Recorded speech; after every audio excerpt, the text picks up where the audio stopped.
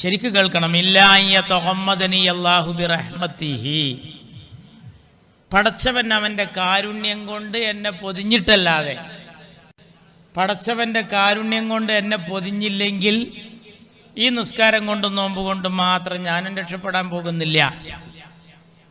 പടച്ചവൻ്റെ കാരുണ്യം വരണം. അതാണ് റഹ്മത്ത്, കാരുണ്യം എന്നുള്ളത്. കരുണ എന്നത് ദയാവായ്പിൻ്റെ അടയാളമാണ്. ദയ തോന്നണം. പടച്ചവന് നമ്മോട് ദയ തോന്നിയെങ്കിൽ മാത്രമേ രക്ഷപ്പെടുള്ളൂ. ആരോടാണ് പടച്ചവന് ദയ ഉണ്ടാവുക? ലാ യർഹമുല്ലാഹ്, അള്ളാഹ്ക്ക് കരുണ തോന്നുകയില്ല. മൻ, ഒരാളോട്. ലാ യർഹമുന്നാസ, ജനങ്ങളോട് കരുണ ചെയ്യാത്തവരോട്. നോക്കണം, ജനങ്ങളോട് കരുണ ചെയ്യണം. അത് ജനങ്ങൾ മാത്രമല്ല, പക്ഷി മൃഗാദികൾ തൊട്ട് സസ്യലതാദികൾ വരെ പടച്ചവന്റെ സൃഷ്ടികളിൽ പെടുന്നതാണ്. ഒരു മരം വെട്ടുമ്പോൾ ഒരു മരം നട്ടിരിക്കണം. ഒരു മരം നശിപ്പിക്കുമ്പോഴുണ്ടാകുന്ന അനുഗ്രഹങ്ങൾ ഒരുപാട് കുറയാണ്. അതുകൊണ്ടാണ് ഖബറിടത്തിൽ നമ്മൾ മീസാൻ കല്ലിൻ്റെ തൊട്ടടുത്ത് ഒരു മരക്കൊമ്പ്, ഒരു ചെടി നടും. അത് കാരുണ്യത്തിൻ്റെ വർഷത്തിന് വേണ്ടിയാണ്. ആ ഖബറിൽ കിടക്കുന്ന ആളുകൾക്ക് ആശ്വാസമാണ്. പ്രവാചക തിരുമേനി ഒരിക്കൽ നടന്നു പോകുമ്പോൾ പറഞ്ഞു, സ്വഹാബത്തെ, ഈ ഖബറിലുള്ള ആളുകൾ ശിക്ഷിക്കപ്പെടുന്നുണ്ട്. അവരെ വീക്ഷണത്തിൽ ചെറിയ കാര്യമാണ് അവർ ചെയ്തത് എങ്കിൽ അള്ളാഹിൻ്റെ അടുക്കൽ അത് വലിയ കാര്യമാണ്.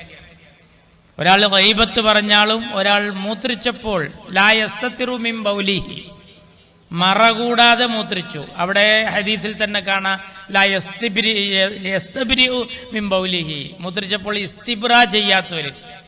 മറക്കുക എന്നതിന് മറ്റൊരു പ്രയോഗവും കൂടി അവിടെ നടത്തിയിട്ടുണ്ട് ഹദീസിൽ. ഇസ്തിബ്ര ചെയ്യാത്തവരെന്ന് പറഞ്ഞാൽ മൂത്രം മുഴുവൻ പോവാതെ കഴുകി എണീറ്റ് പോന്നാൽ. നമ്മളൊന്ന് എണീറ്റ് നടന്നു കഴിഞ്ഞാൽ, അതിനാണ് മൂത്രിച്ചു കഴിഞ്ഞാൽ 3 തവണ കുരക്കാനും ശബ്ദമുണ്ടാക്കിയിട്ട് എങ്ങനെയെങ്കിലും അങ്ങോട്ടും ഇങ്ങോട്ടുള്ളത് മാറ്റി ശേഷം കഴുകി വരണം, അല്ലെങ്കിൽ 2 അടി നടക്കണം എന്നൊക്കെ പറയുന്നത്. മുതിർന്ന ആളുകളൊക്കെ അങ്ങനെ ചെയ്യാറുണ്ട്, പഠിച്ച ഉസ്താദന്മാരൊക്കെ അങ്ങനെ ചെയ്യലുണ്ട്. ഒരാൾ ബാത്റൂമിൽ കുറേ ഇരുന്ന് അങ്ങനെ കുരക്കുമ്പോൾ ചിലർ പറയും അയാൾക്ക് നീരിറക്കത്തിൻ്റെ വല്ല അസുഖം ഉണ്ടാവും എന്നാൽ നമ്മൾ ധരിക്കുക. അതല്ല, ഇയാളിത് വേർതിരിക്കുകയാണ്. ഇതൊരു ചെറിയ കാര്യമാണ്. നബി പറയാണ്, നല്ല ശിക്ഷ അവരെ ഏറ്റുവാങ്ങിക്കൊണ്ടിരിക്കുക. ഇനി എന്താ നബി അതിനൊരു രക്ഷയുള്ളത്? ഒന്നുമില്ല. നിങ്ങൾ 2 മരക്കൊമ്പ് എടുക്കൂ, 2 മട്ടലുകൾ എടുക്കൂ, എന്നിട്ട് 2 സൈഡിലും കുത്തിവെക്കണം. ആ ഇല പൊട്ടി, ആ മുള പൊട്ടി, അത് എത്രത്തോളം കാലം നിലനിൽക്കുന്നുവോ അത്രത്തോളം ആ ഖബറിൽ കിടക്കുന്ന ആളുകൾക്ക് ഒരു ആശ്വാസം ഉണ്ടാവട്ടെ. മരം ഒരു ചെറിയ കാര്യമില്ല. നാളെയാണ് ഖിയാമത്ത് നാൾ എന്നറിഞ്ഞാൽ നിങ്ങളൊരു മരം നടണം എന്ന് പറയുന്നത് അതിൻ്റെ ഭാഗമാണ്. അതാ ഞാൻ പറഞ്ഞത്, മനുഷ്യനോട് മാത്രമല്ല കരുണ, പക്ഷി മൃഗാദികളോട്, സസ്യലതാദികളോട്. വെറുതെയുള്ള വാക്കല്ല. ദോഷിയായ ഒരു പെണ്ണൊരുത്തി നായക്ക് വെള്ളം കൊടുത്ത കാരണത്താലാണ് സ്വർഗത്തിൽ പോയത്. തെറ്റുകാരിയാണ്. അതിൻ്റെ അർത്ഥം തെറ്റെല്ലാം ചെയ്ത് നായക്ക് വെള്ളം കൊടുത്താൽ മതി എന്നല്ല അതിൻ്റെ അർത്ഥം. ഒരു ജീവിയെ രക്ഷിച്ച കാരണത്താൽ പടച്ചവൻ അയാളോട് കരുണ കാണിക്കുകയാണ്. അതൊക്കെ ലക്കിയാണ്, സൗഭാഗ്യമാണ്. നമ്മളൊക്കെ നിസ്കരിച്ചു എന്നുള്ളത് കൊണ്ട് മാത്രം അവിടെ രക്ഷപ്പെടാൻ പോകുന്നില്ല. ഇനി പള്ളിയിൽ ഇഅ്തികാഫിരുന്നു എന്നതുകൊണ്ട് മാത്രം നേരത്തെ ഉസ്താദ് സൂചിപ്പിച്ചതുപോലെ ഒരു മനുഷ്യന് ഉപകാരം ചെയ്യാത്ത നിസ്കാരത്തിൻ്റെ അപകടവും അപകടമാണ്. ഫവൈലുൽ ലിൽ മുസ്വല്ലീൻ, നിസ്കരിക്കുന്നവർക്കാണ് നാശം. അങ്ങനെ പറഞ്ഞാൽ നിസ്കരിക്കാൻ പോണവനോട് ഞാൻ പോണില്ല, ഇജ്ജ് പോയിക്കോ, എനിക്ക് നാശാണ് എന്നല്ല അതിൻ്റെ അർത്ഥം. അതിൻ്റെ അർത്ഥം ഏത് നിസ്കാരക്കാർ എന്ന് പറയുന്നുണ്ട്, അല്ലദീനഹും അൻ സ്വലാത്തിഹിം സാഹൂൻ, അവർ അശ്രദ്ധവാന്മാരായ നിസ്കാരക്കാരാണ്. നേരം പോകുമ്പോഴും ഇങ്ങനെ അറിയില്ല, ഇങ്ങനെ ഇരുന്നു പോകും. ആ കല്യാണത്തിന് പോയി കഴിഞ്ഞാൽ, സാധാരണ പള്ളിയിലൊക്കെ പോകുന്ന ആളുകളായാലും കല്യാണ ദിവസം അവിടുത്തെ ആ അലങ്കാരത്തിൽ മതിമറന്നാടിയിട്ട് ചിലപ്പോൾ ലൊഹറ അങ്ങനെ പോയി പോകും. അയാൾ അങ്ങനെ ഇരിക്കും. ചിലപ്പോൾ ചിലർ പറയാറുണ്ട് ഞാൻ ഒന്നിച്ചാക്കുക. ജംആക്കലൊക്കെ ഞാൻ കേട്ടിട്ടുണ്ട്. 2 കൂടി ജാമാക്കൽ ചില സ്ഥലങ്ങളിൽ നടക്കുന്ന കാര്യമാണ്. ജാമാക്കലില്ല ഇസ്ലാമിൽ, മതത്തിൽ അതില്ല. ജംആക്കലാണ്. വെറുതെ ഇരുന്ന് നേരം കളയലുമില്ല. പിന്തിച്ച് ജമാക്കലുണ്ട്, മുന്തിച്ച് ജമാക്കലുണ്ട്. ഞാൻ ഇങ്ങോട്ട് വരുമ്പോൾ മുന്തിച്ച് ജമാക്കി. അസറിനെ നേരത്തെ നിസ്കരിച്ചാൽ ഞാൻ പോകുന്നത്. കാരണം ട്രെയിനിൽ വരുമ്പോൾ എൻ്റെ അസർ ട്രെയിനിൽ പെടുകയാണ്. ഇപ്പം ഞാൻ ഇഷായിനെ ഇതുപോലെ ഇങ്ങോട്ട് കൊണ്ടുവന്നാണ് നിസ്കരിച്ചത്. കാരണം ഇനി എനിക്ക് തിരിച്ചു പോകുമ്പോൾ എൻ്റെ ഇഷാ കുളമായി പോകരുത്. അതുകൊണ്ട് ഞാൻ മഗ്‌രിബിലേക്ക് ഇങ്ങോട്ട് ആക്കി. ഇതൊന്നുമില്ലാതെ കല്യാണപ്പന്തലിൽ വെറുതെ ഇരുന്നിട്ട് നേരം കളയുന്നുണ്ട്. അത് ചിന്തിച്ച് ജമാക്കലാണ്. അത് മുന്തിച്ചുമല്ല പിന്തിച്ചുമല്ല, വെറുതെ ചിന്തിച്ച് നേരം കളയലാണ്. അതും മതത്തിലില്ല. ഇവിടെ ചിന്തിക്കേണ്ടത് എന്താ? നിസ്കാരക്കാർക്ക് നാശം. ഏതാ നിസ്കാരക്കാർ? അല്ലദീന ഹും അൻ സ്വലാത്തിഹിം സാഹൂൻ. അവർ അശ്രദ്ധവാന്മാരായ നിസ്കാരക്കാർ. ശ്രദ്ധയൊന്നുമില്ല. എല്ലാവരും കൂടുതൽ പെടുമ്പോൾ നിസ്കരിക്കും. ഒറ്റക്കാണെങ്കിൽ തോന്നിയ പോലെ. അതിന് കൃത്യനിഷ്ഠൊന്നുമില്ല, തോന്നിയ പോലെ. അല്ലദീന ഹും അൻ സ്വലാത്തിഹിം സാഹൂൻ. അശ്രദ്ധയാണ്, ശ്രദ്ധയില്ല. കൃത്യത്തിൽ ചെയ്യാം. ചെറിയ പുസ്തകത്തിൽ നമ്മുടെ പൊന്നോമന മക്കൾ വായിക്കാറുണ്ട്. നിസ്കാരത്തെക്കുറിച്ച് പറയുന്ന കൂട്ടത്തിൽ ഓരോ നിസ്കാരവും അതാതിൻ്റെ സമയങ്ങളിൽ ചെയ്യൽ. അതാതിൻ്റെ എന്ന് പറഞ്ഞാൽ അത് പ്ലസ് അത് അതിൻ്റെ നേരത്ത്. അതാണ് അതാതിൻ്റെ സമയം. അത് അതിൻ്റെ നേരത്തെ തന്നെ ചെയ്യണം. ഇപ്പോൾ ഒരു ഡോക്ടർ നമുക്ക് ഗുളിക തന്നു 3 നേരം കഴിക്കാൻ. അപ്പോൾ നമ്മൾ എന്ത് ചെയ്തു? എനിക്ക് രാവിലെ പറ്റിയില്ല, ഉച്ചക്കും പറ്റിയില്ല, ഏതായാലും കിടക്കട്ടെ 3 ഗുളിക ഒപ്പം കഴിച്ചാൽ അയാൾക്കത് വലിയ ക്ഷീണം ചെയ്യും. ഒരു പക്ഷേ മരണം വരെ അതിന് കാരണമാവും. അതാതിൻ്റെ നേരത്ത് കുടിക്കണം എന്നതുപോലെ 5 നേരം അതാതിൻ്റെ സമയമുണ്ട്. അല്ലാതെ എപ്പോഴെങ്കിലും കോമ്പ കോർത്ത് നിസ്കാരമല്ല, ഒന്നിച്ച് ചെയിൻ ടു ചെയിൻ നിസ്കാരമല്ല. നിസ്കാരം എന്നുള്ളത് ഓരോ നേരത്താ. ഈ അശ്രദ്ധവാന്മാരായ നിസ്കാരക്കാർക്ക് നാശം. ആ നിസ്കാരമാണ് ഒന്ന്. അല്ലദീന ഹും അൻ സ്വലാത്തിഹിം സാഹൂൻ അല്ലദീന ഹും യുറാഊൻ.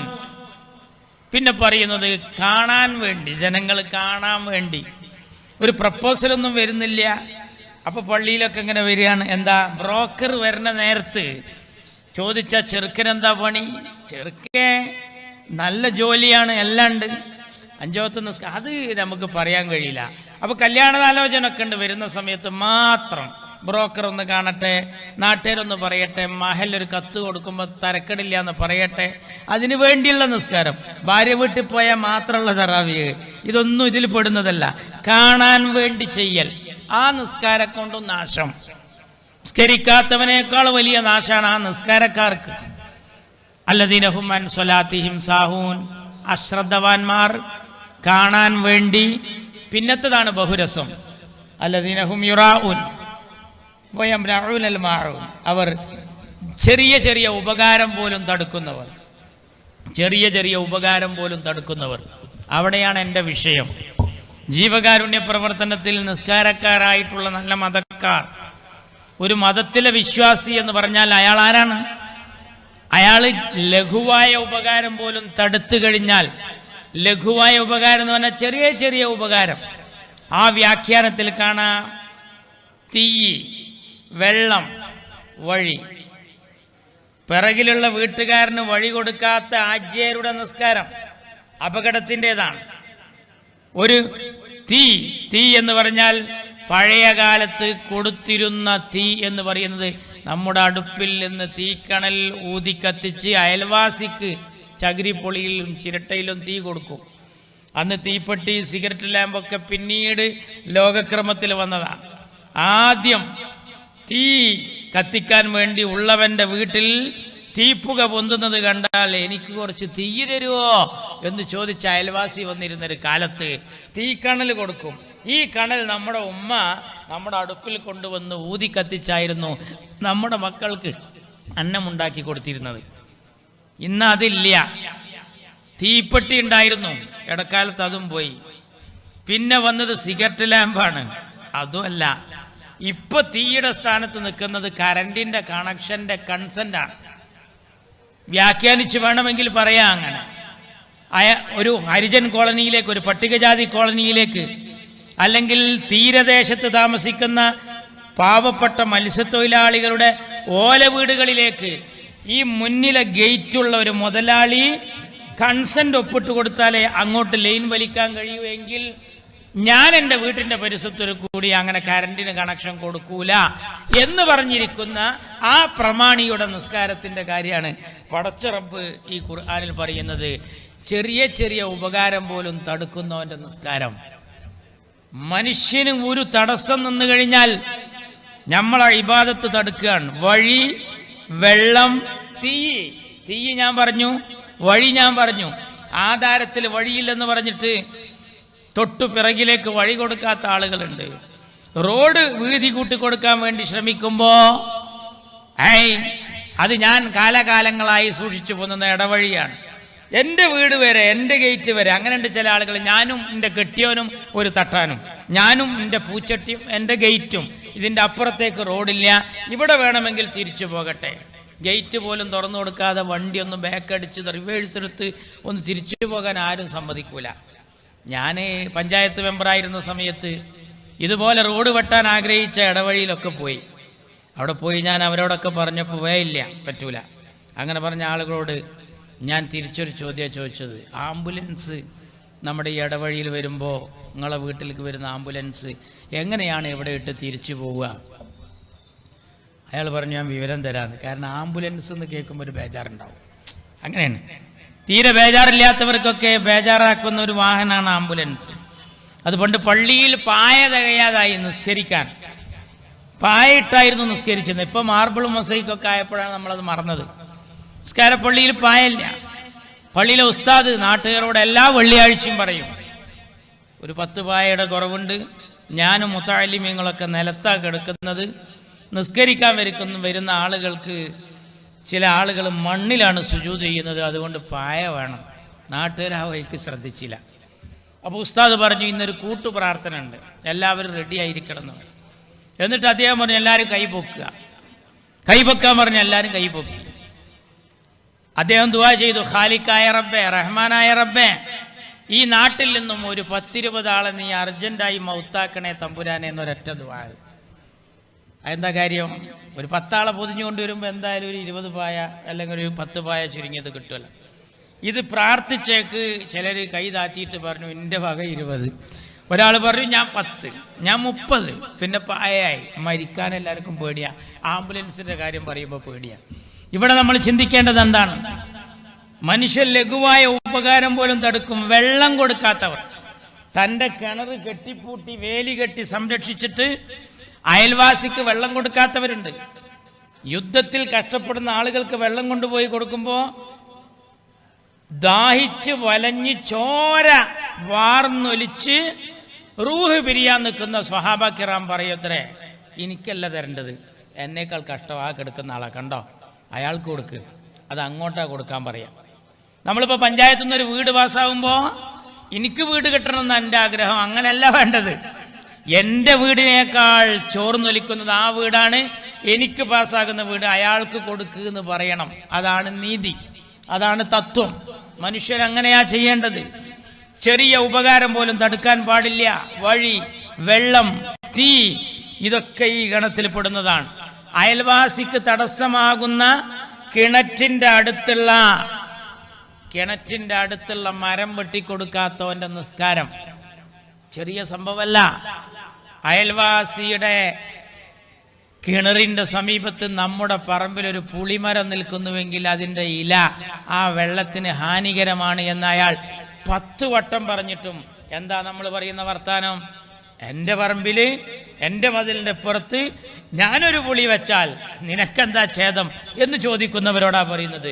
ഛേദം ചെറുതല്ല, വാസന പോലും അപകടത്തിലാണ്. മത്സ്യം കഴുകിയിട്ട് അയൽവാസിക്ക് ദുർഗന്ധം വമിക്കുന്ന രൂപത്തിൽ അയാൾക്ക് മോശമായ രീതിയിൽ അയാളുടെ വീടിൻ്റെ സമീപത്ത് കൊണ്ടുപോയി ഒഴിക്കുന്നത് അയാൾക്ക് ദോഷമാണെങ്കിൽ ഈ ആളുടെ കാര്യം കഷ്ടമാണ്. അയൽവാസി നിർഭയനാകണം. എങ്കിലേ അഷ്റഫുൽ ഖൽഖ് റസൂൽ കരീം സല്ലല്ലാഹു അലൈഹി വസല്ലം പ്രത്യേകം പറഞ്ഞതാണ്, അയൽവാസി നിർഭയനാവണം ഒരാളെ തൊട്ട്, എങ്കിലേ അയാൾ രക്ഷപ്പെടൂ. അതേതാണ്? എൻ്റെ അയൽവക്കത്ത് താമസിക്കുന്ന ഒരാളെ എന്നെ കണ്ട വിറക്കാൻ പാടില്ല. അയാൾ നാട്ടുകാരോടൊക്കെ പറയാണ്, ആ മനുഷ്യനൊന്ന് വിറ്റ് പോയെങ്കിൽ ഒന്ന് കിടന്നുറങ്ങായിരുന്നു എന്ന് പറയുന്ന കോലത്തിൽ അയൽവാസി പാടില്ല. നമ്മളെ കൊണ്ട് അയാൾ നിർഭയനാവണം. അങ്ങനെ പറഞ്ഞാൽ എൻ്റെ അയൽവാസി പറയണം, മൂപ്പരുണ്ടാവുമ്പോൾ ഞമ്മക്കൊരു ധൈര്യം, മൂപ്പരുണ്ടാവുമ്പോൾ ഈ വീട്ടിൽ നിൽക്കാനൊരു ധൈര്യം, വലിയ സഹായിയാണ്.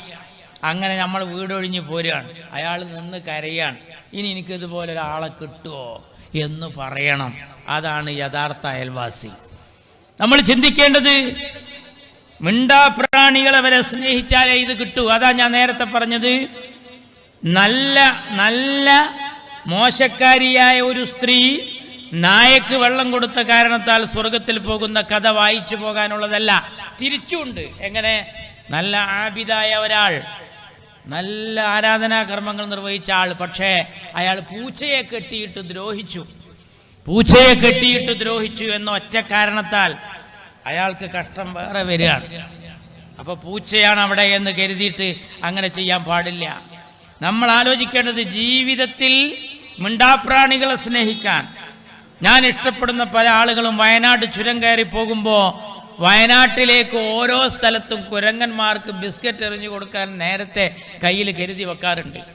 നമ്മെ തെരഞ്ഞു വരുന്ന പൂച്ച നോക്കണം. ഞാനൊരു കവിത എഴുതിയിട്ടുണ്ട്, കാക്കകളുടെ പരാതി എന്നാണ് ആ കവിത. ഹേ മനുഷ്യ, റേഞ്ചില്ല അല്ലേ? ഞാൻ എത്ര വിളിച്ചു, നീ പരിധിക്ക് പുറത്താണ്, പക്ഷെ ഞാൻ വിശപ്പിന്റെ പരിധിക്കകത്താണ്. ഞാൻ പിന്നെയും വിളിച്ചു, എൻ്റെ കുടൽ കരിഞ്ഞെന്ന് പറഞ്ഞിട്ട് നീ തിരിച്ചു പറഞ്ഞു ഞാൻ സ്വിച്ച് ഓഫ് ആണ് എന്ന്. അതാണ് എൻ്റെ കവിത, കാക്കകളുടെ പരാതി. അങ്ങനെ പറഞ്ഞാൽ എന്താ? ഈ കാക്കക്ക് വാട്സപ്പും ഫേസ്ബുക്കും ഒന്നും ഇല്ലല്ലോ. ഞാൻ ഈ റെയിൽവേ സ്റ്റേഷനിൽ ഇറങ്ങിയപ്പോൾ ഞാൻ അവിടെ ഒരു കാഴ്ച കണ്ടു. വേസ്റ്റ് പാത്രത്തിലേക്ക് നായ തലയിട്ടുകൊണ്ട് നാക്ക് നീട്ടിയിട്ട് നമ്മെ നോക്കുകയാണ്. അതിൻ്റെ അർത്ഥം മനുഷ്യന്മാർ തിന്ന മസാല ദോശയും ചിക്കനും ബ്രോസ്റ്റൊക്കെ നമ്മൾ ബാക്കിയാക്കിയത് ആ വേസ്റ്റിലുണ്ട്. പക്ഷെ ഈ നായക്ക് അതിലേക്ക് എത്തുന്നില്ല. സാധനം കാണാനുണ്ട്, ഭക്ഷണം കാണണേ, പക്ഷെ കിട്ടുന്നില്ല. അപ്പൊ എനിക്ക് തോന്നി ഇന്ന് പ്രസംഗിക്കുമ്പോൾ പറയാൻ, ഈ ബൾബ് കെട്ടി തൂക്കിയതുപോലെ വിശന്ന് വലഞ്ഞ സമയത്ത് ഒരു നേന്ത്രക്കൊല ഇവിടെ കെട്ടി തൂക്കുക. നമുക്ക് നല്ല വിശപ്പുണ്ട്, എങ്ങനെ ചാടി ഞാൻ കടിച്ചെടുക്കും? എൻ്റെ ഒരു വിഷമം ഞാനപ്പോൾ ആലോചിക്കുകയാണ്. മിണ്ടാപ്രാണികൾ, നായ മലയാളിയെ നടന്ന് കടിക്കുന്നൊരു സാഹചര്യം ഉണ്ടായിരുന്നു. ആ സമയത്ത് ഞാൻ മുംബൈയിൽ കണ്ടു, മഹാരാഷ്ട്രയിൽ സ്കൂൾ കുട്ടികളുമായി നല്ല ചങ്ങാത്തത്തിലാ നായ. കാരണം ആ സ്കൂൾ കുട്ടികൾ നായക്ക് മര്യാദക്ക് തിന്നാൻ കൊടുക്കുന്നു എന്നുള്ളതാണ്. നമ്മുടെ വേസ്റ്റ് നമ്മൾ കെട്ടിപ്പൂട്ടിയിട്ട് പ്ലാസ്റ്റിക് കവറിലാക്കി അഡ്രസ്സ് പോലും എഴുതാതെയാണ് പുഴയിലേക്ക് എറിയുന്നത്. അഡ്രസ്സ് എഴുതിയിരുന്നുവെങ്കിൽ ആ മേൽവിലാസത്തിലെങ്കിലും അത് ലഭിക്കുമായിരുന്നു എന്ന് ഞാൻ ഉറച്ചു വിശ്വസിക്കുകയാണ്. മനുഷ്യൻ എത്ര ബലഹീനനാണ്. നമുക്ക് വിശപ്പ് വന്ന് നോക്കണ്ടേ? ലോക ഭക്ഷ്യദിനം കഴിഞ്ഞു. നമ്മൾ ആലോചിക്കണം, പട്ടിണി കിടക്കുന്ന റോഹിംഗ്യൻ ടീം, പട്ടിണി കിടക്കുന്ന കാശ്മീരിലെ ജനത, ഇവരൊക്കെ കാണുമ്പോഴാണ് നമ്മൾ സുഖസമൃദ്ധിയുടെ മെത്തയിലാണ് മേഞ്ഞു നടക്കുന്നത്. ഇവിടെ മനുഷ്യൻ ചെയ്യേണ്ടത് എന്താണ്? മനുഷ്യൻ ഉള്ളപ്പോൾ ഉള്ളതനുസരിച്ച്, ഇല്ലാത്തപ്പോൾ ഇല്ലാത്തതനുസരിച്ച് കഴിയണം. ഈ ഇരിക്കുന്ന കാരണവന്മാർക്കറിയാം, ഒരു കാലത്ത് ക്ഷാമകാലത്ത് കുമ്പളങ്ങ, വെള്ളരിക്ക കെട്ടിത്തൂക്കും വീടിൻ്റെ മുകളിൽ. എന്തിനാണത്? ഉള്ള കാലത്ത് കെട്ടിത്തൂക്കിയിട്ട് ക്ഷേമകാലത്ത് ഉപയോഗിക്കാൻ. എൻ്റെ വല്യപ്പ അങ്ങനെ ചെയ്തിരുന്നു, നെല്ല് സൂക്ഷിക്കാറുണ്ടായിരുന്നു. ഇന്നത്തെ തലമുറക്ക് അതറിയില്ല, നമ്മൾ അറിയണം. ഞാൻ നേരത്തെ സൂചിപ്പിച്ചതുപോലെ അനുസരണയുള്ള മൃഗമാണ് നായ. ആ നായ മലയാളിയെ നടന്ന് കടിച്ചു. ഞാൻ അത്ഭുതപ്പെടുകയാണ്. നമ്മളെ കേരളത്തിൽ നിന്നൊരു ജനപ്രതിനിധി ഡൽഹിയിലെത്തിയപ്പോൾ ഡൽഹിയിൽ വെച്ച് അയാളെ നായ കടിച്ചു. ഞാൻ അത്ഭുതപ്പെട്ടു പോയി. ഈ നായക്ക് എങ്ങനെയാണ് ഇയാൾ മലയാളിയാണ് എന്ന് മനസ്സിലായത് എന്ന് എനിക്ക് ആലോചിച്ചൊരു പിടുത്തവും കിട്ടുന്നില്ല. ഒന്നുമല്ല, കമ്പ്യൂട്ടർ യുഗത്തിലെ നായയല്ലേ, കുറച്ച് വിവരവും തൻ്റെ ഇടും ആ സാധുക്കൾക്കുണ്ടാവുമല്ലോ. കാരണം എന്താന്ന് വെച്ചാൽ, നമ്മൾ നായക്ക് ഭക്ഷണം കൊടുക്കുന്ന കാര്യത്തിൽ ഞാൻ ഉറച്ചു പറയുന്നു, നിങ്ങൾ ഇന്ന് പോയി പരീക്ഷിക്ക്. കാണുന്ന നായനെ നമ്മളാട്ടും, ഞാനാട്ടും, അധ്യക്ഷനാട്ടും, മറ്റുള്ള സ്വാഗതം പറഞ്ഞ ആളും ആട്ടും. നായക്ക് എവിടെയും ഭക്ഷണമില്ല. പിന്നെ കാണുന്നത് ചെറുപ്പത്തിൽ നമ്മുടെ കുട്ടി സ്കൂൾ ബാഗിൽ ചോറ്റുപാത്രവുമായി പോകുന്നതാ. അപ്പം നായ അതിന് പകരം വീട്ടി പിറ്റേ ദിവസം രാവിലെ നമ്മളെ സ്വന്തം മക്കളെ കടിക്കും. എന്നാൽ മഹാരാഷ്ട്രയിലെ കുട്ടികളെ കടിക്കുന്നില്ല. ഇതിൽ നിന്ന് ഞാൻ മനസ്സിലാക്കിയത്, അധ്യക്ഷനും സ്വാഗതം പറഞ്ഞാളും മുഖ്യപ്രഭാഷകനും ഫിറോസ് കുന്നംപറമ്പിലൊക്കെ എന്ത് ചെയ്യണം? നായക്ക് ഭക്ഷണം കൊടുത്താൽ ഞാൻ ഉറപ്പിച്ച് പറയാണ്, ആ നായ നമ്മളെ കടിക്കൂല എന്ന് മാത്രമല്ല, നമ്മളെ ആരെങ്കിലും ആക്രമിക്കാൻ വരുന്നുണ്ടെങ്കിൽ അത് നോക്കാൻ കിടക്കുന്ന ജീവിയുടെ പേരാണ് നായ. പിന്നെ ആ നായ കിടക്കുക നമ്മളെ ഗേറ്റിൻ്റെ അവിടെയാണ്, നമ്മൾ ഭക്ഷണം കൊടുക്കുന്നത് കൊണ്ട്. എന്നിട്ട് ആ നായയുടെ പണി എന്താണെന്നറിയാം ഞങ്ങൾ? ആ സമയത്ത് നമ്മളെ വീട്ടിലേക്ക് ആരെങ്കിലും വരുന്നുണ്ടെങ്കിൽ കടിക്കാൻ, കുരക്കാൻ ഒന്ന് കുരക്കും. നമുക്കതൊരു ധൈര്യമാണ്. ചുരുക്കത്തിൽ ഞാൻ വെറുതെ പറയല്ല, നമ്മളെ +2 ചെക്കനക്കായി ഉപകാരം ഉണ്ടാവും പിന്നെ ആ നായനെ കൊണ്ട്. അത്രക്കും ഗൗരവത്തിലാണ് നായ എന്ന ജീവിക്ക് ഭക്ഷണം കൊടുത്താൽ. നമ്മൾ ഗൗരവത്തോടു കൂടി ചിന്തിക്കേണ്ടതാണ്. മിണ്ടാപ്രാണിയെ സ്നേഹിക്കുക, അതൊരു ചെറിയ കാര്യമല്ല. ജീവജാലങ്ങളെ സ്നേഹിക്കുക. വിശന്നവന് ഭക്ഷണം നൽകുക എന്ന് പറഞ്ഞാൽ ചെറിയ കാര്യമല്ല. ഹജ്ജിന് പോകാൻ കരുതിയ സമ്പത്ത് ഒരാൾ സ്വർണ്ണവെള്ളി നാണയങ്ങൾ ശേഖരിച്ച് കാത്തിരിക്കുകയാണ്. അങ്ങനെ ഇരിക്കുമ്പോഴാണ് ചീഞ്ഞളിഞ്ഞ ദുർഗന്ധം വമിക്കുന്ന ഒരു മണം ഇയാൾ കേൾക്കുന്നത്. ആ മണം പിടിച്ചു പോയി. ചെന്ന് നോക്കിയപ്പോൾ ഒരു വീട്ടിൻ്റെ മുകളിൽ നിന്നാണ് ആ പുക. വാതിൽ മുട്ടിയപ്പോൾ ആ വീട്ടിൻ്റെ അകത്തൊരു സ്ത്രീ ചീഞ്ഞ മാംസം കമ്പിയിൽ കുത്തി, നമ്മളിപ്പോൾ ഷവർമയും കുബൂസൊക്കെ ഉണ്ടാക്കുന്ന സ്ഥലത്തെ കമ്പി പോലെ ഇത് അടുപ്പിൽ തീക്കണൽ കൊണ്ട് ചുട്ടെടുത്ത് അത് കടിച്ച് തിന്നാണ്. ഒന്ന് ചീഞ്ഞളിഞ്ഞതാണ്, 2 മാംസാണ്, എത്രയോ ദുർഗന്ധം വമിക്കുന്നതാണ്. ഇത് കണ്ടപ്പോൾ ഹജ്ജിന് പോകാൻ കരുതി വെച്ച ഈ സ്വർണ്ണവെള്ളി നാണയങ്ങൾ എടുത്തു കൊണ്ടുവന്നിട്ട് ഈ സ്ത്രീക്ക് കൊടുത്തിട്ട് പറഞ്ഞു, ഇതുകൊണ്ട് നിങ്ങൾ കുടുംബത്തിലെ പട്ടിണി മാറ്റുക. ഇത് കാരണം എന്താ ഉണ്ടായതെന്നറിയോ? 40 ലക്ഷത്തോളം വരുന്ന ആളുകളുടെ ഹജ്ജ് അള്ളാഹു നേരത്തെ സ്വീകരിക്കാതെ പോയിരുന്നു. 40 ലക്ഷം ആളുകളുടെ ഹജ്ജ് സ്വീകരിച്ചിരുന്നില്ല. കാരണം ഇഖ്ലാസ് ഇല്ല എന്ന കാരണത്താൽ, ആത്മാർത്ഥത ഉണ്ടായിരുന്നില്ല. അവർക്ക് ലക്ഷ്യം എന്തായിരുന്നു എന്നറിയോ? ഞാൻ ഹജ്ജ് കഴിഞ്ഞ് ഇവിടെ വന്ന് ഇറങ്ങിയേക്കെന്നെ ആജിയരെന്ന് വിളിക്കണം എന്നാണ് ഒരാളെ ലക്ഷ്യം. വേറൊരാളെ ലക്ഷ്യം അയാളെ ഗേറ്റുമ്മൽ അൽ ഹാജ് ഖുതുബുൽ ഖത്താബ് എന്നിങ്ങനെ പ്രത്യേകം പ്രിന്റ് ചെയ്ത് ഗേറ്റുമ്മ വെക്കണം എന്നായിരുന്നു അയാളെ ലക്ഷ്യം. അല്ലാതെ പടച്ചോന്റെ കൃപാ കടാക്ഷം ആയിരുന്നില്ല. ഈ ആത്മാർത്ഥത ഇല്ലാതെ 40 ലക്ഷത്തിന്റെ ഹജ്ജ് അള്ളാഹു വരവ് വെച്ചിരുന്നില്ല. പക്ഷേ ഈ സാധുവായ ഈ മനുഷ്യ ഒരു പട്ടിണി മാറ്റിയ കാരണത്താൽ നേരത്തെ സ്വീകരിക്കാതെ പോയ 40 ലക്ഷത്തിന്റെ ഹജ്ജും സ്വീകരിച്ചു, മക്കത്തേക്ക് പോകാതെ ഇയാളുടെ ഹജ്ജും സ്വീകരിച്ചു എന്നത് ചരിത്രത്തിൽ വായിച്ചു പോകാനുള്ളതല്ല. വിശന്നവന് ഭക്ഷണം നൽകൽ ചെറിയ കാര്യമല്ല. വിശന്നവന് ഭക്ഷണം നൽകൽ ഒരു ചെറിയ കാര്യമല്ല. ഇക്സാഉൽ ആരി, ഉടുതുണിയില്ലാത്തവന് വസ്ത്രം. പെരുന്നാൾ വരുമ്പോൾ അയൽവാസി കുട്ടിയെ കുറിച്ച് ഓർക്കണം, മറ്റുള്ളവരെ കുറിച്ച് ഓർക്കണം, യതീമിനെ കുറിച്ച് ഓർക്കണം. ഞാൻ ഇവിടുത്തെ ചാരിറ്റി പ്രവർത്തനത്തിൽ അത്ഭുതപ്പെടുകയാണ്. ഓട്ടോറിക്ഷ തൊഴിലാളികൾ എന്ന് പറഞ്ഞാൽ നമ്മുടെ നാട്ടിൽ വാഹനങ്ങൾക്കിടയിൽ സാധാരണക്കാരൻ്റെ വാഹനമാണ്.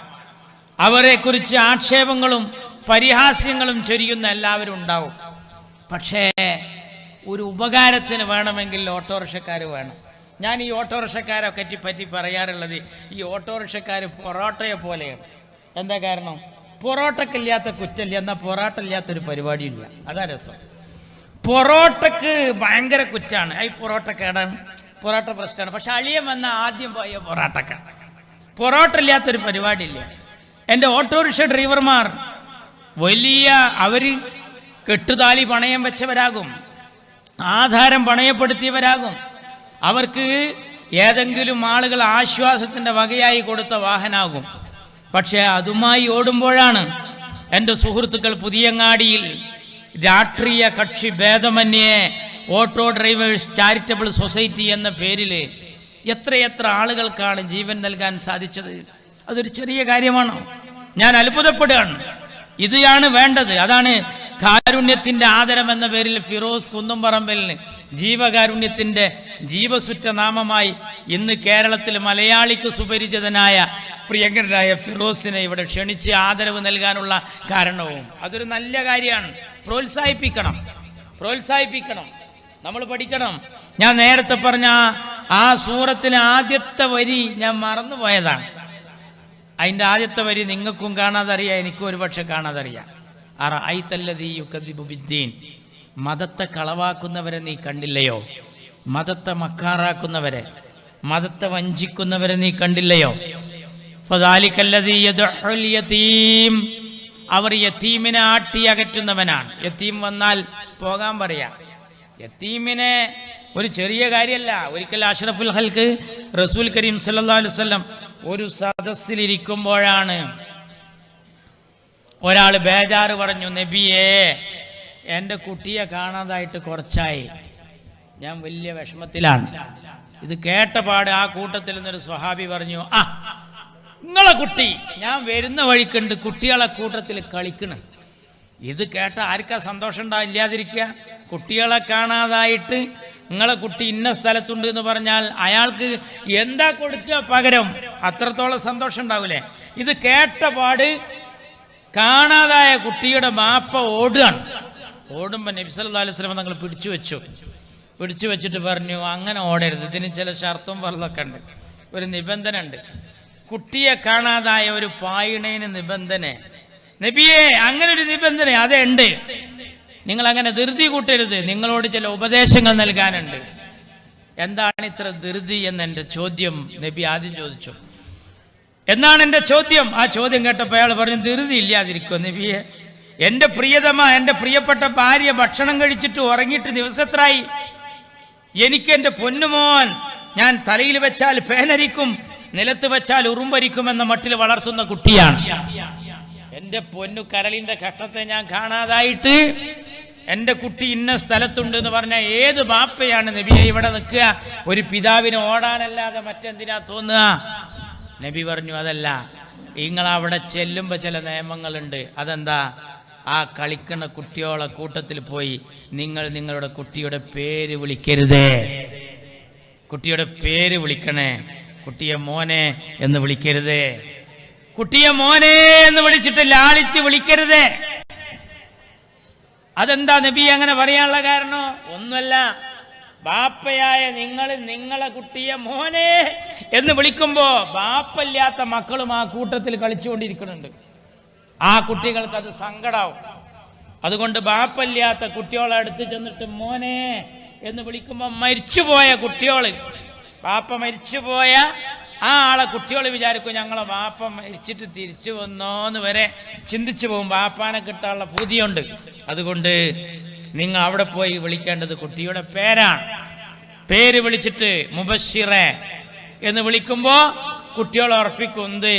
ആ മുബശ്ശിറിന്റെ ബാപ്പ വന്നിക്കണ്. അങ്ങനെയുള്ള ഞങ്ങൾ സ്കൂളിൽ ചെന്നാൽ എൻ്റെ മോൻ്റെ പേര് മുഹമ്മദ് ആരിഫ് അലിയാണ്, ഞാൻ അവിടെ ചെന്നിട്ട് ആരിഫ് അലി ഉണ്ട് അവിടെ എന്ന് ചോദിച്ചാൽ കൂട്ടുകാർ പറയും ആരിഫ് അലിൻ്റെ ഒപ്പുണ്ട് വന്നിക്കണ്. സമീർ ഉണ്ടോ എന്ന് ചോദിച്ച് വേറെ ആൾ വന്നാൽ എൻ്റെ കുട്ടി പറയും, ആ ഇപ്പൊ വന്നത് സമീറിന്റെ ഒപ്പ എന്ന് പറയും. നേരെ മറിച്ച് മോനെ എന്നൊരു വിളി കേട്ട എല്ലാ മക്കളും തിരിഞ്ഞു നോക്കും. നബി സല്ലല്ലാഹു അലൈഹി വസല്ലം പറയാണ്, ആ യതീം മക്കളെ മുന്നിൽ പോയി നിങ്ങൾ നിങ്ങളെ കുട്ടിയെ ലാളിക്കരുത്, മോനെ എന്ന് വിളിക്കരുത്. തീർന്നില്ല. ആ കൂട്ടത്തിൽ പറഞ്ഞു കൊടുക്കണ ചോദ്യം ഉത്തരങ്ങൾ കേട്ടോ. ആ കൂട്ടത്തിൽ പറഞ്ഞു, നിങ്ങൾ വിധവകളുടെ മുന്നിൽ വെച്ച് ഭാര്യമാരോട് സല്ലപിക്കരുതേ. നോക്കണേ, വിധവകളുടെ മുന്നിൽ വെച്ച് ഭാര്യമാരോട് സല്ലപിക്കരുതേ. ഇത് മാത്രല്ല, യത്തീമിന്റെ മുമ്പിൽ വെച്ച് അവനാന്റെ കുട്ടികളെ ലാളിക്കരുതേ എന്ന് പറയുന്ന കൂട്ടത്തിൽ പറയാണ്. എന്ത്? വിധവകളുടെ മുന്നിൽ വെച്ച്. ഭർത്താവ് മരിച്ചുപോയ ഒരു പെമ്പറന്നോള് കൊലായിലിരിക്കുന്നുണ്ട്. അപ്പോഴാണ് ഞാൻ എൻ്റെ പെണ്ണുങ്ങളായിട്ട് ബൈക്കിൽ ഭയങ്കര സൂപ്പർ യാത്ര, ഓളാണെങ്കിൽ ഇങ്ങനെ പിടിച്ചിരിക്കുകയാണ്. കാരണം ഈ ബൈക്ക് വാങ്ങുമ്പോൾ ബെൽറ്റ് ചെയ്ത് പിടിപ്പിച്ചാൽ തോന്നും ഓളെ പോക്ക് കണ്ടാൽ. അമ്മ അതിന് ഇരുത്താണ് ഞാനും ഓളും ഇരിക്കുന്നത്. ഇത് കണ്ടാൽ ആ ഭർത്താവ് മരിച്ചുപോയ പെണ്ണിൻ്റെ കൽബിൽ എന്താ തോന്നുക? ഓ, ഇതുപോലെ കഴിയാമായിരുന്നില്ലേ മരിച്ചിട്ടില്ലെങ്കിൽ എനിക്കും എന്ന് തോന്നുത്രേ. അതുകൊണ്ട് യത്തീം മക്കളെ മുമ്പിൽ വെച്ച് അവനാൻ്റെ മക്കളെ ലാളിക്കരുത്. വിധവകളുടെ മുമ്പിൽ വെച്ച് നിങ്ങൾ സ്വന്തം ഭാര്യമാരോട് സല്ലപിക്കരുത്. മുതലാളിമാർ നിർദ്ദേശം കേൾക്കണം. അടുത്ത ഉപദേശം, സമ്പത്തിന്റെ മഹത്വം സമ്പത്തില്ലാത്തവരെ മുമ്പിൽ വെച്ച് പറയരുത്. യാതൊരു ഗതിയില്ലാത്തവൻ്റെ അടുത്തിരുന്നിട്ട് പറയാണ്, ഞാൻ 3.5 കോടിയുടെ സ്ഥലം അവിടെ വിറ്റ് 7.5 കോടിയുടെ സ്ഥലം ഇപ്പം മിഞ്ഞാന്ന് അങ്ങോട്ട് കൊടുത്ത്, എന്നിട്ട് 10.5 കോടിൻ്റെ അങ്ങോട്ട് കൊടുത്ത്. അപ്പം ഇപ്പം എങ്ങനെ ഇരുന്ന് ആലോചിക്കുകയാണ്, നമ്മൾ 30 കോടിയേറ്റ കളിക്കണേ, നമ്മളെ പെരടി കോടിയിട്ടൊരു സൈഡിലേക്ക് ഇരിക്കുക നമ്മൾ. അപ്പം ഇയാൾ നേരെ കോടി തിരിച്ചാണ്. അപ്പോൾ സമ്പത്തുള്ളവർ സമ്പത്തിന്റെ മഹത്വം ദരിദ്രരുടെ മുമ്പിൽ വെച്ച് സംസാരിക്കരുത്. ഭാര്യമാരുള്ളവർ വിധവകളുടെ മുമ്പിൽ വെച്ച് ഭാര്യമാരുമായി സല്ലപിക്കരുത്. യതീം മക്കളെ മുന്നിൽ വെച്ച് മക്കളുള്ളവർ സ്വന്തം മക്കളെ ലാളിക്കരുത്. നോക്കണേ നിങ്ങൾ. അതോടൊപ്പം തന്നെയാണ് നബി സല്ലല്ലാഹു അലൈഹി വസല്ലം തങ്ങളെ യതീമിനെ നന്നായി നോക്കും ചെയ്തിട്ടുണ്ട്. യത്തീമിനെ നല്ല നോക്കി. യത്തീമുകളെ മുമ്പിൽ വെച്ചിട്ട് സ്വന്തം മക്കളെ ലാളിക്കരുത് എന്ന് പറഞ്ഞ നബി ചെയ്ത പണിയേക്കണ. യത്തീമക്കളേറ്റ് കിന്നരിച്ച്, യത്തീമക്കളുമായി വണ്ടി ഓടിച്ച്, യത്തീമക്കളെ ചെവിക്ക് പിടിച്ച് സല്ലപിച്ച് കിന്നാരം പറഞ്ഞിട്ട് അവരെ പുറത്തിരുത്തിയിട്ട് അവരോട് സന്തോഷം പ്രകടിപ്പിച്ചിട്ട് യത്തീമക്കളേറ്റ് കളിക്കുന്നത് കണ്ടപ്പോ വാപ്പാരുള്ള കുട്ടികൾ പറഞ്ഞത്രേ, ഞങ്ങളപ്പാരൊക്കെ മരിക്കായിരുന്നെങ്കിൽ എത്ര നന്നായിരുന്നു. ഒന്ന് ആലോചിച്ചു കണ്ടോ? യത്തീമിനെ അത്രത്തോളം സ്നേഹിക്കുക. എന്നാൽ സ്വന്തം മക്കളെ സ്നേഹിക്കുമ്പോൾ ലിമിറ്റ് യത്തീമിന്റെ മുമ്പിൽ വെച്ച് നമ്മൾ പഠിക്കേണ്ട കാര്യമാണ്. ജീവിതത്തിൽ മനുഷ്യർ പാലിക്കേണ്ട മര്യാദകളുണ്ട്. ആ മര്യാദ ചെലവഴിക്കുന്ന കാര്യത്തിലുണ്ട്. നിങ്ങൾ നിങ്ങളുടെ കൈ നിങ്ങളുടെ പെരടിയിൽ കെട്ടിവെക്കരുത്. ഒരാൾക്കൊരു ഉറുപ്പ്യ കൊടുക്കൂല. നല്ല സമ്പത്തുണ്ടാവും, നല്ല ഡെപ്പോസിറ്റ് ഉണ്ടാവും, ഒരുപാട് ആധാരം ഉണ്ടാവും. ഇയാൾക്ക് ഒരുപാട് കൈവശ സർട്ടിഫിക്കറ്റ് ഉണ്ട്, ഒരുപാട് റിസോർട്ട് ഉണ്ട്, ഒരുപാട് ടൂറിസ്റ്റ് വാഹനങ്ങളുണ്ട്. ഇയാൾക്ക് ഇല്ലാത്തതില്ല. പക്ഷെ ഒരു മനുഷ്യൻ ഒരു ഉറുപ്പ്യ കൊടുക്കൂല. ആ മനുഷ്യന്റെ സ്ഥിതിയെ കുറിച്ചാണ് പറയുന്നത്. അങ്ങനെ കെട്ടിവെക്കരുത്. പിന്നെ നിങ്ങൾ പറ്റങ്ങ് അയച്ചിങ്ങനെ ആളുകൾക്ക് പാപ്പർ ഷൂട്ടാകുന്നത് വരെ അഴിച്ചു കൊടുക്കുകയും ചെയ്യരുത്. എങ്ങനെ?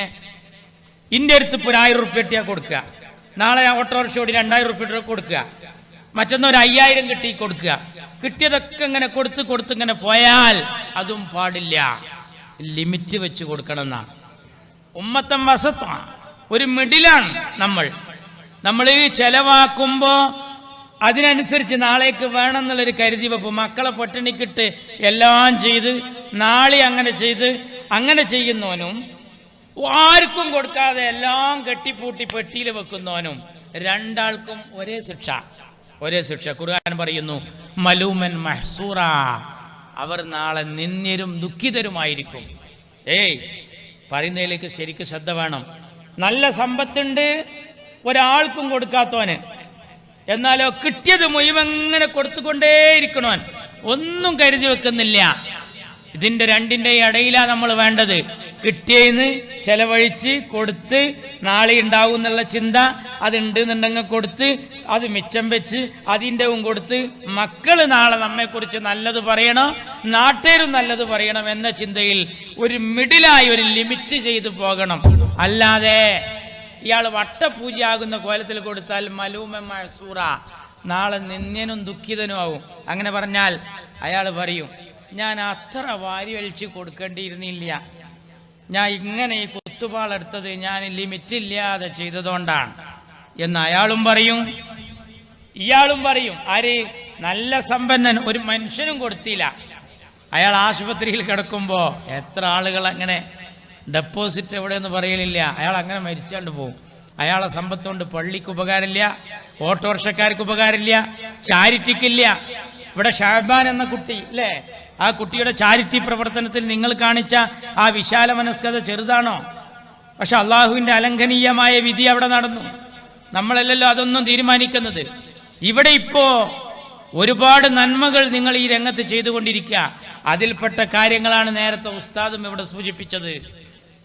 ഉപ്പാക്ക് സഹായിക്കാൻ കഴിയാത്തവരുണ്ട്.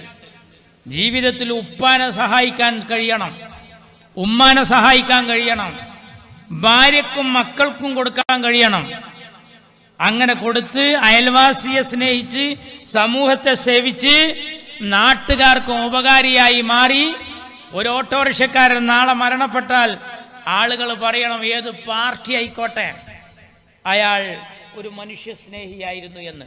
എന്നാൽ ഇന്ന് മനുഷ്യപ്പറ്റ് നന്നേ കുറഞ്ഞ കാലഘട്ടത്തിലാണ് നമ്മൾ ജീവിക്കുന്നത്. ഇന്ന് മനുഷ്യ കണക്ഷൻ വളരെ കുറവാണ്. കണക്ഷൻ വേണം, നല്ല കണക്ഷൻ വേണം, ഹൃദയബന്ധം, നല്ല കണക്ഷൻ വേണം. പക്ഷെ എൻ്റെ അഭിപ്രായത്തിൽ ഇന്ന് മനുഷ്യ കണക്ഷൻ വളരെ കുറവാണ്. ഇന്ന് 2 കണക്ഷനാണ് നാട്ടിലുള്ളത്. ഒന്ന് ഫോൺ കണക്ഷനും മറ്റൊന്ന് ഗ്യാസ് കണക്ഷനും. ഈ 2 കണക്ഷൻ മാത്രമേ ഇന്ന് ഹയാത്തിലുള്ളൂ. മറ്റ് മനുഷ്യബന്ധങ്ങൾ നന്നേ കുറഞ്ഞുകൊണ്ടിരിക്കുകയാണ്. ഇവിടെ നിരവധി അപേക്ഷകൾ കിട്ടി ഈ ഓട്ടോറിക്ഷക്കാർക്ക്. ഈ യൂണിയന്റെ ഭാരവാഹികൾ, എൻ്റെ പ്രിയങ്കരനായ സുഹൃത്ത് അൻസാർ അടക്കമുള്ളവരോട് ഞാൻ അന്വേഷിച്ചു, എന്തൊക്കെയാ നിങ്ങൾ ഇടക്കാലത്ത് ചെയ്തു പോകുന്നത്. ഞങ്ങളൊരു ചെറിയ തോതിൽ അധിക കാലമായിട്ടില്ല പ്രവർത്തിക്കാൻ തുടങ്ങിയിട്ട്. ഞങ്ങൾ കയ്യിൽ കിട്ടുന്ന അപേക്ഷകളൊന്നും ചെറിയ ചെറിയ കാര്യമല്ല. ഇപ്പം ഇവരുടെ കയ്യിലൊരു അപേക്ഷയുണ്ട്, പലതുള്ളി പെരുവെള്ളം. ഞാൻ അത്ഭുതപ്പെട്ടു പോയിട്ടുണ്ട്. ഓരോ സ്ഥലത്തും ചെല്ലുമ്പോൾ നാളെ നമുക്ക് ഈ ഇരിക്കുന്ന ആർക്കാണ് നാളെ കിഡ്നി രോഗമുണ്ടാവുക എന്ന് നമ്മളാരും കരുതിയിരുന്നിട്ട് കാര്യമില്ല. നമ്മളെന്നൊരു ടെസ്റ്റിന് വിധേയമാക്കിയിട്ട് ഡോക്ടർ ചോദിക്കുന്നൊരു ചോദ്യമുണ്ട്, കൂടെ ആരെങ്കിലും വന്നിക്കണോ? അതോടുകൂടി നമ്മളെ കാലിൻ്റെ അടിയിൽ നിന്നൊരു പുളി വരും.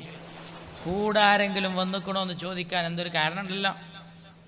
മോനുണ്ടെങ്കിൽ മോനോട് പറയും, ഇപ്പോൾ പുറത്തിരിക്കട്ടെ, നിങ്ങളൊന്നിട്ട് വരി. തിരിച്ച് മോൻ ഇറങ്ങുമ്പോൾ മോൻ അങ്ങോട്ട് പോയ മുഖത്തിലല്ല ഇങ്ങോട്ട് തിരിച്ചു വരുന്നത്.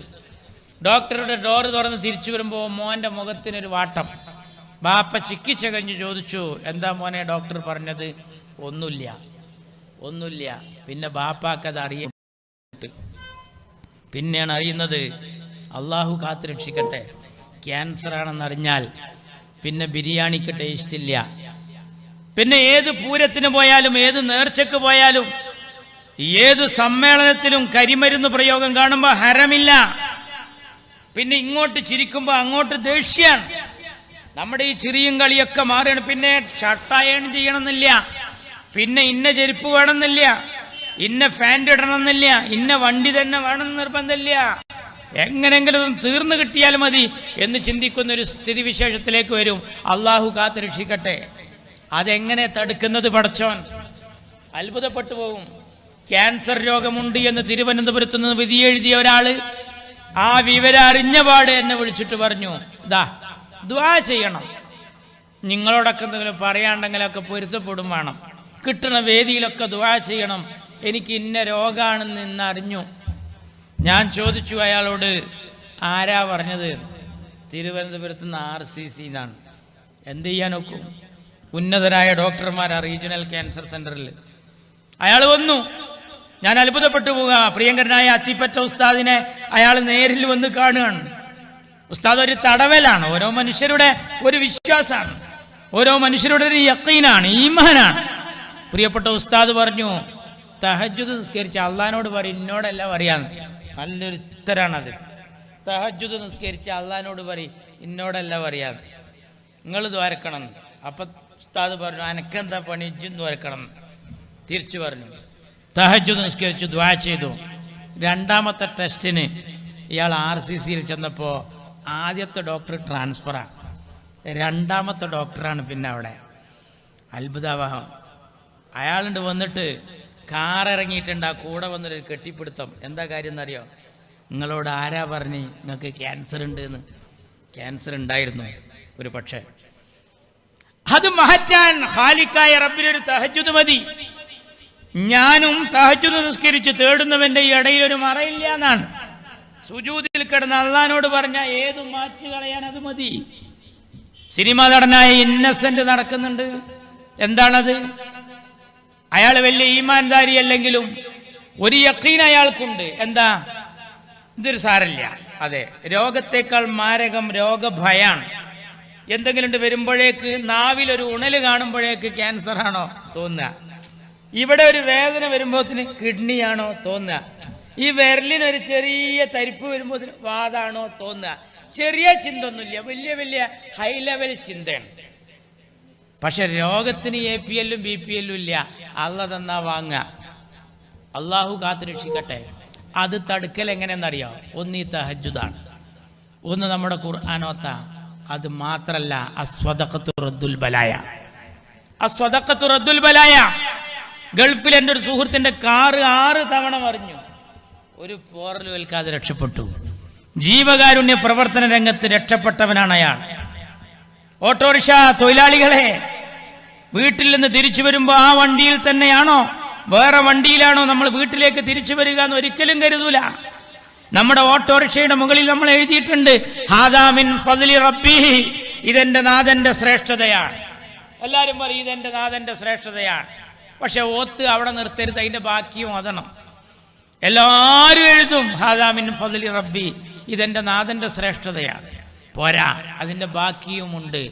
ലിയബ്ലുവനി, എന്നെ പരീക്ഷിക്കാൻ വേണ്ടി. ഈ ഓട്ടോറിക്ഷ എനിക്ക് തന്നത് എന്നെ പരീക്ഷിക്കാൻ വേണ്ടി.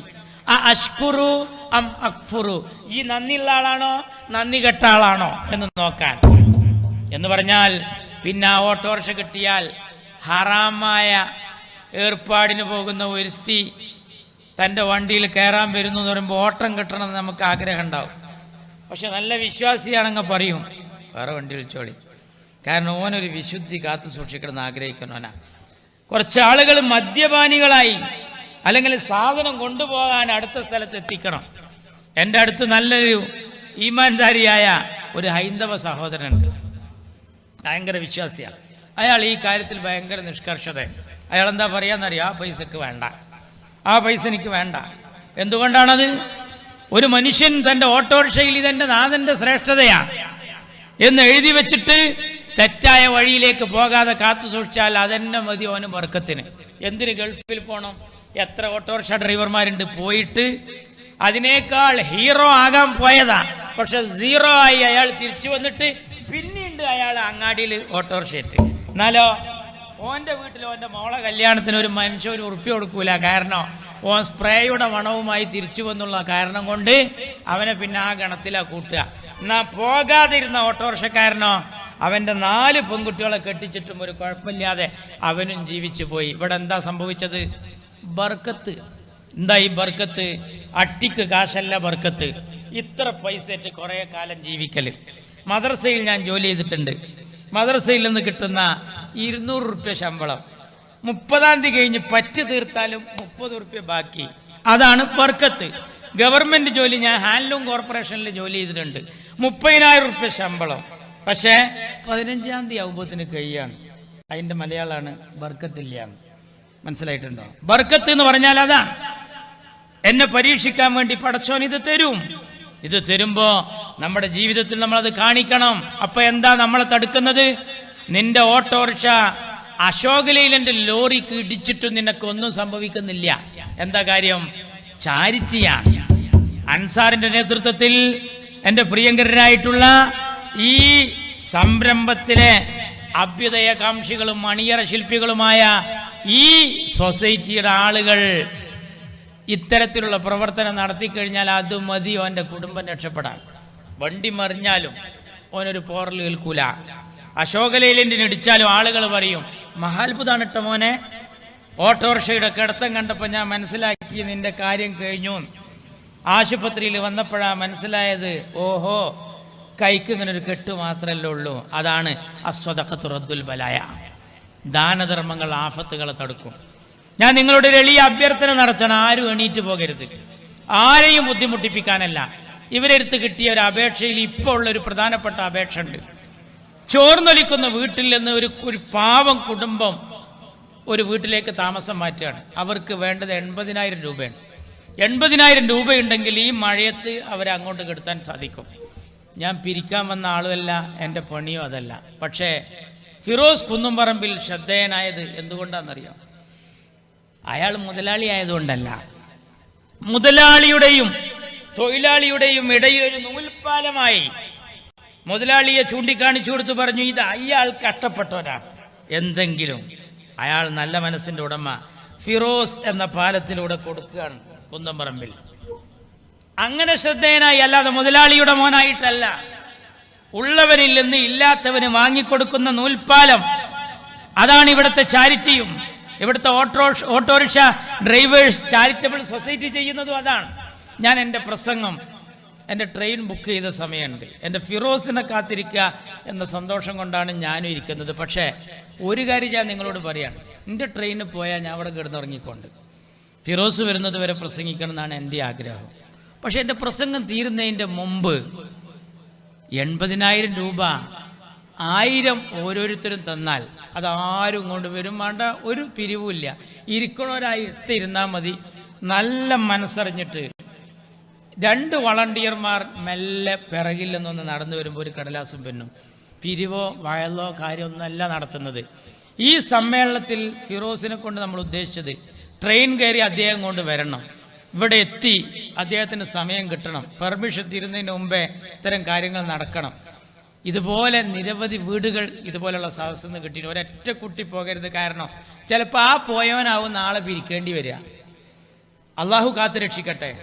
ഒരാളും പ്രയാസപ്പെടണ്ട. ഞാൻ പറഞ്ഞത് 80 ആളുടെ 1000 രൂപ. അത് 1 രൂപ തരാനില്ലാത്തവൻ ഒന്നും തരരുത്. ആ നിന്നോടത്ത് നിന്നിട്ട് പോകരുത്.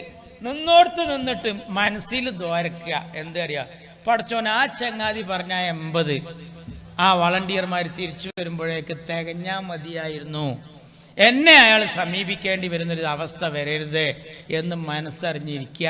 2 വളണ്ടിയർമാർ പിറകിൽ നിന്ന് പോയി ഇങ്ങനെ വരുമ്പോഴേക്ക് ഈ പ്രസംഗത്തിൽ നന്ദി പറയുമ്പോൾ ആ കൊടുക്കാൻ ഉദ്ദേശിച്ച ആ സഹോദരിക്ക് നമ്മളത് കൊടുക്കാൻ കഴിഞ്ഞാൽ അത് വലിയൊരു ഹൈറായിരിക്കും. എനിക്കും അതൊരു സംഭവമായിരിക്കും. ഒരു വീടിൻ്റെ താക്കോൽദാന ചടങ്ങിന് പോയിട്ട് 3 വീടിന് പിരിക്കാൻ സാധിച്ച ചാരിതാർത്ഥ്യം. സദസ്സ് ഇളകി, സന്തോഷപ്പെട്ടു. ഞാൻ നിങ്ങളോട് പറയാ, ഞാൻ തങ്ങൾ പാപ്പൊന്നല്ല, ഞാൻ മൊയ്ലിയരുമല്ല, പക്ഷെ ഞാനൊരു മൊയ്ലിയര മോനാണ്, ചെറിയൊരു വിദ്യാർത്ഥി. പക്ഷെ എനിക്ക് നിങ്ങളോട് പറയാനുള്ളത്, കിട്ടുന്ന വേദിയിലൊക്കെ ഞാൻ ഈ പ്രദേശത്തെ പുതിയങ്ങാടിക്കാർക്ക് വേണ്ടി ഞാൻ ഈ കൗതുകം പറയുകയും ചെയ്യും, പ്രാർത്ഥിക്കുകയും ചെയ്യും. ഒരിക്കലും വിഷമം തോന്നരുത്. ഒരാളെ കുടുംബത്തിൽ ഇന്നത് തന്നു എന്നതുകൊണ്ട് വല്ല പ്രയാസം ഉണ്ടാകണമെങ്കിൽ ആ പൈസ വേണ്ട. വളണ്ടിയർമാർ കൈവക്കണം എന്ന് പറഞ്ഞ് പൊക്കിക്കുന്നൊന്നുമില്ല. അവരിങ്ങനെ വരുമ്പോൾ നിങ്ങളിങ്ങനെ പറഞ്ഞാൽ നിങ്ങളടുത്തേക്ക് വരും. ഓരോരുത്തരെയും വളണ്ടിയർമാർ കാണും വേണ്ട. കാരണം അതൊരു മോശത്തരാ. എൻ്റെ അടുത്ത് വന്ന് ഞാൻ 1000 തന്നില്ലെങ്കിൽ അതെന്തേ അങ്ങനെയൊന്നും തോന്നിയിട്ടൊരു വഷളത്തരം വരരുത്. നിങ്ങൾ പറയുക എന്നെ ഒന്ന് എഴുതിക്കോ എന്ന് പറഞ്ഞിട്ട് അതിങ്ങോട്ട് വരുമ്പോഴേക്ക് ഒരു 80 ആളുകൾ മാത്രം, പലതുള്ളി പെരുവെള്ളം. ഇങ്ങനെയാണ് നമ്മുടെ നാട്ടിൽ മജ്ജ മാറ്റിവെക്കാൻ ക്യാൻസർ രോഗി, കിഡ്നി രോഗി. എൻ്റെ വീട്ടിൽ കഴിഞ്ഞ ദിവസം വന്ന കിഡ്നി രോഗിയായ പെൺകുട്ടി ഡിഗ്രിക്ക് പഠിക്കുകയാണ്. 32 ലക്ഷം വേണം കിഡ്നി മാറ്റിവെക്കാൻ. അള്ളാഹുവിൻ്റെ അനുഗ്രഹത്താൽ ഇതുപോലൊരു വോയിസ് ഇട്ടു. ഇന്നലെ വരെ കിട്ടിയ സംഖ്യ കുവൈറ്റ് കമ്മിറ്റി കൂടി തന്നത് ഒന്ന് ഉണ്ടെങ്കിൽ, ഞാൻ ഉദ്ദേശിക്കുന്നത് ഉണ്ടെങ്കിൽ ഒരു 9 ലക്ഷത്തോളം രൂപയുടെ അടുത്തേക്ക് ആയിട്ടുണ്ട്. ഒറ്റ ദിവസം കൊണ്ട് 2 ദിവസം കൊണ്ട് ഇങ്ങനെ വരുന്നത്. ഫിറോസ് കുന്നുംപറമ്പിൽ ഒറ്റ ദിവസം കൊണ്ടാണ് അദ്ദേഹം ആളുകളോട് സഹായത്തിന് പറയുന്നത്. ആ സഹായത്തിന് പറയുന്ന അപ്പം തന്നെ അയാൾ പറയാണ്, സ്റ്റോപ്പ്, നിർത്തിക്കോളൂ, തികഞ്ഞിരിക്കുന്നു. ഇത് നാളെ നമ്മുടെ കുട്ടിക്കായിരിക്കാം. അള്ളാഹു കാത്തുരക്ഷിക്കട്ടെ. ഇങ്ങനെ അങ്ങാടിയിൽ വെച്ച് തൻ്റെ കുട്ടിയെപ്പറ്റി പറയാനുള്ളൊരു ദുര്യോഗം പടച്ച റബ്ബ് നമുക്ക് തരാതിരിക്കട്ടെ. ഇനിയിപ്പോൾ ആ 80ൻ്റെ ഓരോ ആയിരങ്ങളാണ് ഞാൻ പറഞ്ഞത്. അത് 160, 500 കുഴപ്പമൊന്നുമില്ല. പക്ഷെ അതിനെന്താ വേണ്ടതെന്നറിയോ? 40 ആൾ കൂടി 2000 ആയാലും പ്രയാസമില്ല. ഇവിടെ അവർ വരുമ്പോൾ അതിനനുസരിച്ച് നിങ്ങളെ സൗകര്യം ഒരാളും വിഷമിപ്പിക്കരുത്. എനിക്കറിയാം സാമ്പത്തികമായി ബുദ്ധിമുട്ട് എല്ലാ കുടുംബത്തിലുണ്ട്, പ്രയാസങ്ങൾ എല്ലാവർക്കും ഉണ്ട്. നമ്മുടെ നാടിൻ്റെ സാഹചര്യം അങ്ങനെയാണ്. ആളുകളുടെ കയ്യിലൊക്കെ നന്നേ പ്രയാസമുണ്ട്. പക്ഷേ പലതുള്ളി പെരുവെള്ളം നമ്മുടെ വളണ്ടിയർമാർ ഇങ്ങനെ പോയി അതുപോലെ തിരിച്ചു വന്ന് ഈ ശബ്ദം കേൾക്കുന്ന നല്ല ആളുകൾ, നാളെ നിങ്ങളെ കുട്ടിക്കാണ് ഈ പ്രയാസമെങ്കിൽ, ഈ ചാരിറ്റബിൾ സൊസൈറ്റിക്കാർക്ക് അങ്ങനെ തോന്നിയാൽ, എൻ്റെ ജീവിതത്തിലെ മാടായി മാട്ടൂൽ പ്രദേശത്ത് വരുമ്പോൾ, പുതിയങ്ങാടി പഴയങ്ങാടിയിലൊക്കെ വരുമ്പോൾ ഇവിടെയുള്ള വിശാലവരും അതേപോലെ തന്നെ മനുഷ്യപ്പറ്റുള്ള ആളുകളെയും കാണുമ്പോൾ എനിക്ക് വലിയ സന്തോഷം തോന്നിയിട്ടുണ്ട്. ഒരു പക്ഷേ ഇതായിരിക്കാം നിങ്ങൾക്ക് കൂടുതലാക്കുക. ലൈൻ ശകർത്തും ലഅസീദന്നക്കും, നിങ്ങൾ നന്ദി ചെയ്താൽ നിങ്ങൾക്ക് കൂടുതലാക്കും. അള്ളാഹു ഈ തരാൻ ആഗ്രഹിക്കുന്നവരുടെ വീട്ടിൽ എന്തെങ്കിലും ബുദ്ധിമുട്ടുകൾ തീരുമാനിച്ചിട്ടുണ്ടെങ്കിൽ ഇത് കാരണമായി അള്ളാഹു തട്ടിത്തൂത്ത് കളയുമാറാകട്ടെ. അവരുടെ കുടുംബത്തിൽ ക്യാൻസർ, കിഡ്നി, അറ്റാക്ക്, ട്യൂമർ തുടങ്ങി മാരകമായ രോഗങ്ങളെ തൊട്ട് കാത്തുരക്ഷിക്കുമാറാകട്ടെ. അവരുടെ മക്കളെയും നമ്മുടെ മക്കളെയും ഒക്കെ, മാതാപിതാക്കളെയും ഒക്കെ, വയസ്സായവരൊക്കെ ഉണ്ട്, റോഡ് മുറിഞ്ഞു കിടക്കുന്നവർ, ഒരു അസുഖവും ഇല്ലാത്ത ആളുകൾ, അവരൊക്കെ ആക്സിഡൻറ്റിൽപ്പെട്ട് മരണപ്പെടുന്ന ദുരവസ്ഥയിൽ നിന്ന് പടച്ച റബ്ബ് ഇത് കാരണമായി, ആ സഹോദരിയെ സംരക്ഷിക്കുന്ന കാരണമായി അള്ളാഹു അവരിൽ നിന്ന് ദൂരീകരിക്കുമാറാകട്ടെ. ഞാൻ ഈ കാര്യത്തിലേക്ക് കൂടുതൽ പറയുന്നില്ല. വളരെ പെട്ടെന്ന് അതിൻ്റെ ഒരു റിസൾട്ട് ഇവിടെ എത്തിച്ചു തന്നാൽ എനിക്ക് സന്തോഷമായിരുന്നു. നിങ്ങളെ നാട്ടിലെ ഒരു കാര്യത്തിന് വേണ്ടി മറ്റൊരു നാട്ടിലേക്ക് പോകാനുള്ള ഒരു ദുരവസ്ഥ തരാതെ ഒരു സഹോദരൻ 500 രൂപ പറഞ്ഞിട്ടുണ്ട്. അള്ളാഹു വളരെ സന്തോഷത്തോടുകൂടി ആ പറഞ്ഞ ആളെ നിങ്ങളൊന്ന് പേര് അവർ കൊടുക്കും. രണ്ടാളെടുത്തും ഒരു വ്യക്തി അത് പിന്നെ സ്വകാര്യമായി നിങ്ങൾ സൂക്ഷിച്ച് അവരോട് പറഞ്ഞാൽ അദ്ദേഹം പേര് പോലും പറയരുത് എന്ന് ആഗ്രഹിച്ചാണ്. അതിന് വലിയ പുണ്യമുണ്ട്. അപ്പോൾ ഇത് നമുക്കാണ് ഇങ്ങനത്തെ ഒരു ദുരവസ്ഥ എങ്കിൽ നാട്ടിലെ ആളുകൾ കൂടേണ്ടി വരും. അപ്പോൾ ഷാബാൻ എന്ന് പറയുന്ന കുട്ടിക്ക് നമ്മൾ സ്വരൂപിച്ചത് ചെറിയതാണോ? ഈ മജ്ജ മാറ്റി വെക്കൽ എന്ന ഈ ചികിത്സാ കാര്യത്തിന് വേണ്ടി ഈ വിനീതന് ഒരുപാട് ഇറങ്ങിയിട്ടുണ്ട്. പക്ഷേ ദൗർഭാഗ്യകരം എന്ന് പറയട്ടെ, ഖലാ എവിടെയും അങ്ങനെ ഒരു കുട്ടിക്ക് ആ ചികിത്സ കിട്ടേണ്ടുന്നൊരവസ്ഥ വരാത്ത ആ കുട്ടികളൊക്കെ പോയി പോകുന്നൊരിത്, അത്രക്കും മാരകമായ രോഗം. പടച്ചോനെ, നമ്മളൊക്കെ ഇരുത്തണ്ടല്ലോ, ഇന്നൊരു ബ്ലഡ് ചെക്ക് ചെയ്താൽ നമ്മുടെ ചിരി പോകുന്നൊരു റിസൾട്ട് പടച്ച റബ്ബ് ഇത് കാരണമായി നമുക്ക് തരാതിരിക്കട്ടെ. ഞാനും ഖൽബറിഞ്ഞ് മനസ്സറിഞ്ഞ് ദുആ ചെയ്യാണ്. നിങ്ങളും പ്രാർത്ഥിക്കണം. പ്രയാസപ്പെടരുത്. വിളിച്ചു വരുത്തിയിട്ട് ഈ സൊസൈറ്റിയുടെ ആളുകൾ നിങ്ങളെ വേറൊരു കോലത്തിൽ വസൂലാക്കി എന്നൊന്നും തോന്നരുത്. കൊടുക്കുന്നത് മനസ്സറിഞ്ഞ് കൊടുക്കണം.